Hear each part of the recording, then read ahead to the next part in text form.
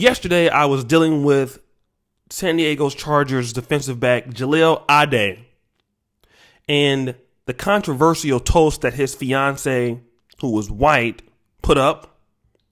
And somebody said, cheers to more light-skinned kids. Whether it was him or someone else, I don't know. But it was said, and it seemed like he didn't have a problem with what was being said. But then I have to ask another question as an outsider looking into what is known as the first generation African immigrant citizen, the first generation Caribbean born U.S. citizen. Let me ask a question. Why are these brothers dating out of the race more often? Because if we look at it, as the black population is increasing, and 25% of the black population that's increasing is coming from Africa. You also got to understand that the interracial relationships and marriages are increasing. So while black men that are African American are getting called out for this, we forget that a lot of the community that's growing is coming from Africa or the Caribbean. And this is one of the reasons why interracial marriages are happening more often with black men, because they're counted in our populations. But nobody knows why. Nobody knows why. Why are guys like Jahleel Addae not marrying their own Ghanaian women or their own Nigerian women or Caribbean women? Why are they marrying white women? This is a good one, isn't it? Well, as an outsider looking in and what I've talked to brothers from these societies, I found out that many of them come up under some sort of strict regulations, especially your West African people, your Nigerians or Ghanaians. And early on, a lot of these people are told to do what? Do very, very well in school. Their parents come with very thick accents, and they are used to the old way of life in the countries that they come from. They have a hard work ethic. They have a no tolerance for bullshit work ethic. And then you have the first generational child who was stuck in between.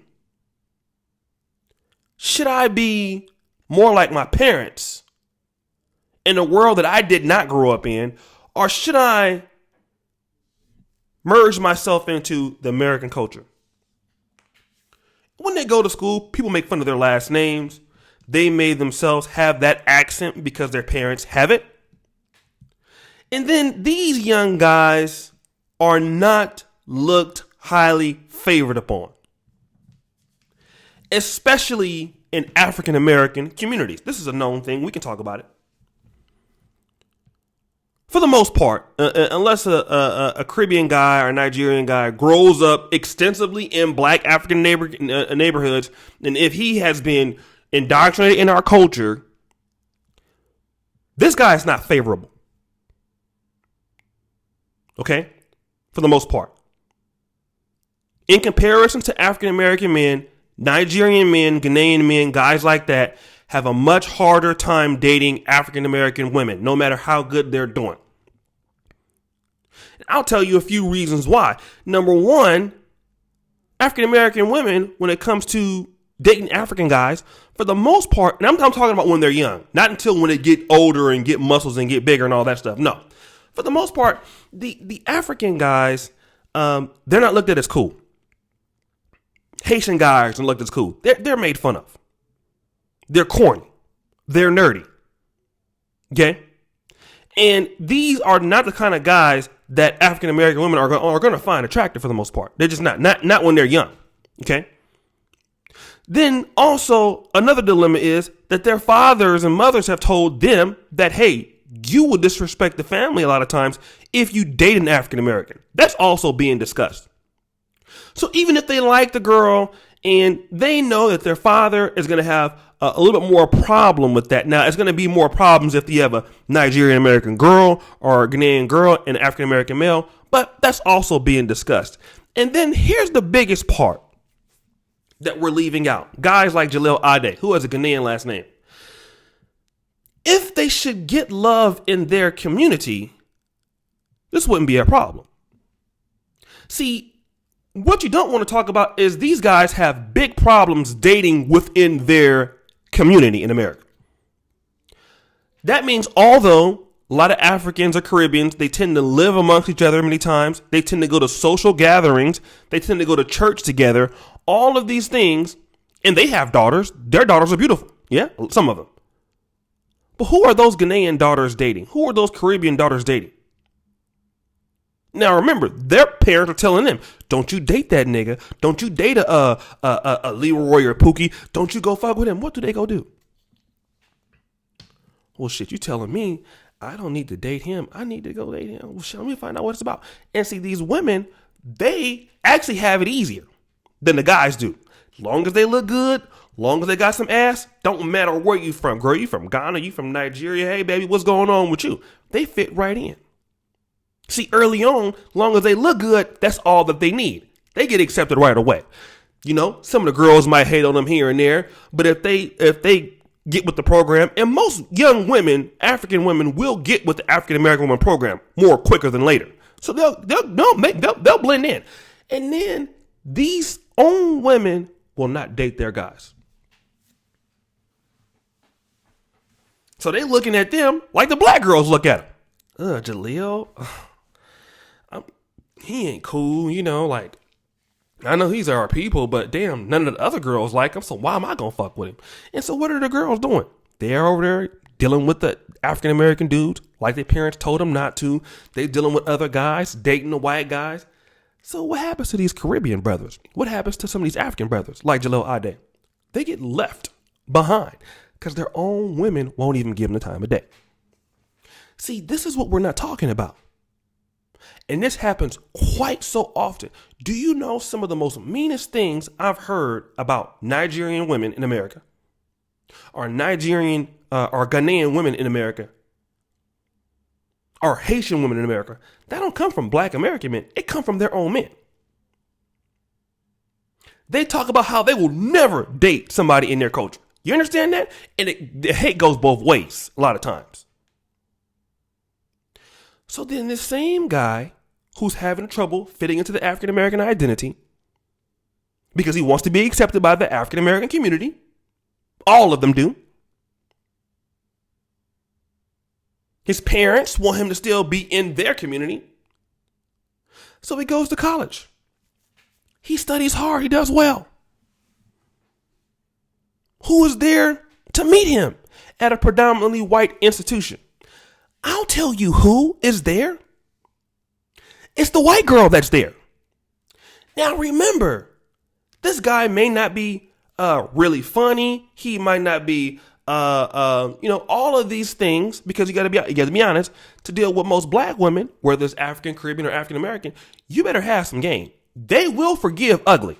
I know that because I'm ugly. So I know, well, some of y'all, mama still love me, but they will forgive ugly. One thing that black women will never forgive is lame. Black women will forgive fucked up teeth. They will never forgive boring. Black women will forgive sometimes bad credit and being broke. They will never forget boring, dull, no personality. In fact, a lot of these guys could be good looking, 6'4", 6'5", and be dull. No game. And that's in comparisons. I'm not trying to take a shot at anybody.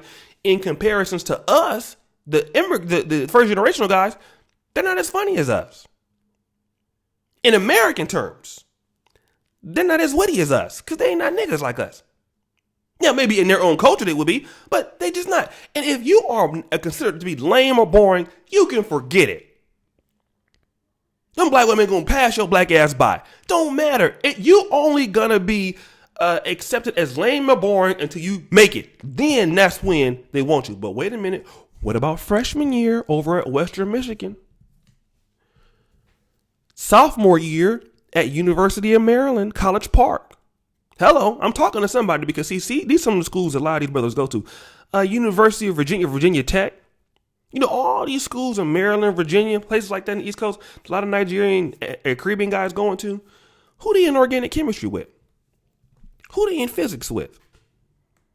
And yes, they majoring in shit like this. Who they in law school with? They in law school with white girls.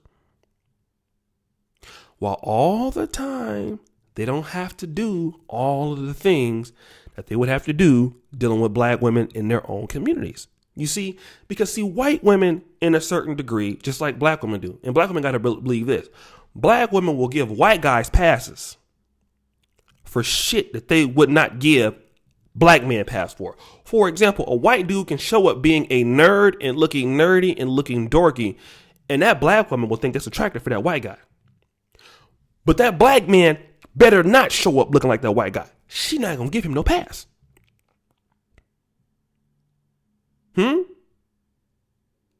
And a white woman will give a black man a pass for being dull or boring or no personality for the most part, or not having a quote unquote niggified personality. But a black woman not gonna do that. So the white woman will give the black man positive points for having certain characteristics that she finds really great or exceptional. Why? What do white women look at? Asian women look at? They look at certain things. Is he stable? Does he remind me of my father? Is he hard working?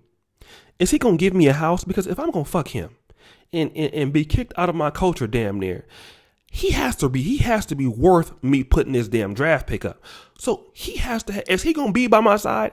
And goddamn it, if you are that type of black man and you have good upside, that white woman a lot of times is going to give you a chance before the black woman will. That's just the goddamn truth. I hate to say it. I love black people. I love black women. Y'all are fine to me. I'll rub the back off a lot of you motherfuckers' ankles. Shit, I'm just telling the truth. But you got to be goddamn honest here. I know I'm turning it up. These white women is going to give these dudes a chance every goddamn time, especially the ones that you should be keeping in the community. Now, here come the hate from the immigrant women. Here come the hate from the African-American women. And you got to be honest. These are the dudes that was trying to date y'all. And now that they haven't dated y'all, and now they went over here and then they coon out and they sell their people out, which is what they do. I would never do that.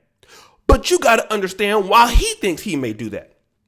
And I'm breaking it down as an outsider because I want to give a follow-up and be fair to the video. See, I got to do that. I got to be fair. And those same issues that black immigrant men have are very similar, if not the same, that brothers have in the USA with black women. But y'all don't want to hear those things. All you want to hear is how he got there, why he was there. You don't want to deal about what happened in between. And a lot of women, especially if you are a Ghanaian man or a Nigerian man and your men end up dating white women, I blame that on the culture.